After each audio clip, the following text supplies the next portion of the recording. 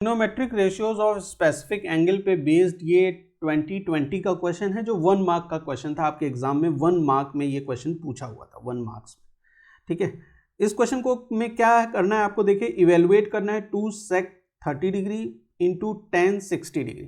ठीक, तो अगर तो आपको sec 30 डिग्री और 10 60 डिग्री की वैल्यू पता है तो आप इजीली इसे कर सकते हैं। अगर नहीं पता है, इन केस आपको नहीं पता है, तो मैंने आपको पहले की वीडियोस में भी बताया है कि कैसे आप तुरंत निकाल सकते हैं कि इनकी क्या वैल्यूज़ होती है। ये 0 डिग्री 30 डिग्री 45 डिग्री 60 डिग्री और 90 डिग्री की किसी भी ट्रिग्नोमेट्रिक रेशियो के लिए क्या वैल्यू होगी आप तुरंत फाइंड आउट कर सकते हैं। क्या करना है आपको, सिंपली आप यहाँ पे लिख लीजिए ये 0 डिग्री है, ये क्या है आपका 30 डिग्री आ गया, उसके बाद फिर 45 डिग्री, फिर 60 डिग्री और 90 डिग्री। सबसे पहली चीज़ जो आपको याद रखनी है वो साइन याद रखना है। 0 के लिए 0 होगा, 30 के लिए 1/2, ये 1/2 हो गया तो ये 1/√2 हो जाएगा, ये क्या होगा आपका √3/2 और 90 डिग्री क्या हो जाएगा 1।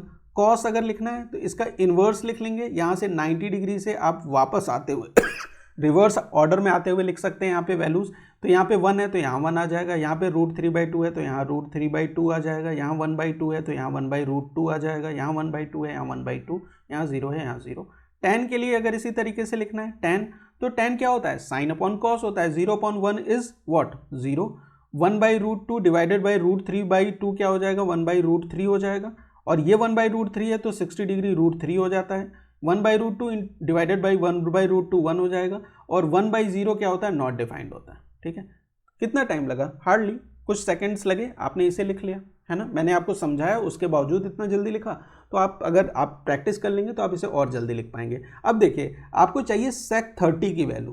ठीक है, sec 30 की वैल्यू चाहिए, और sec 30 डिग्री क्या होता है, what it is inverse of cos 30 degree. होता है या नहीं होता है मुझे बताएं जरा आप।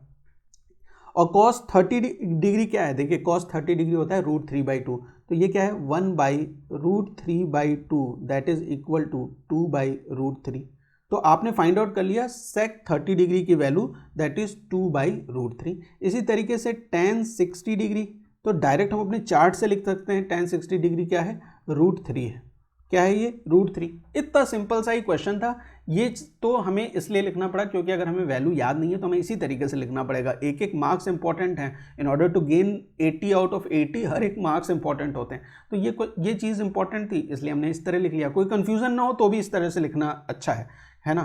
कुछ अगर भूल जाएं आप, गलती कर दें, उससे बढ़िया आप लिख के कर लें, ज़्यादा बेहतर है। अगर आप बहुत कॉन्फिडेंट हैं you can go with your what you have learned, है ना। तो यहाँ पे 2 sec 30 degree into tan 60 degree, तो sec 30 डिग्री की वैल्यू है 2/√3, तो आप इस यहाँ पे लिख लीजिए 2 × 2/√3 इंटू tan 60 की वैल्यू है √3, ये √3 कैंसिल हो गया, वैल्यू क्या आ गई 4। तो जो ये गिवन है जिसको इवेलुएट करना था इसकी वैल्यू क्या आ जाएगी 4 आ जाएगी। क्लियर है, कोई प्रॉब्लम इस क्वेश्चन को समझने में, है ना। मिलते हैं नेक्स्ट वीडियो में जहाँ पे हम किसी दूसरे क्वेश्चन को सॉल्व करेंगे। Thank you for watching.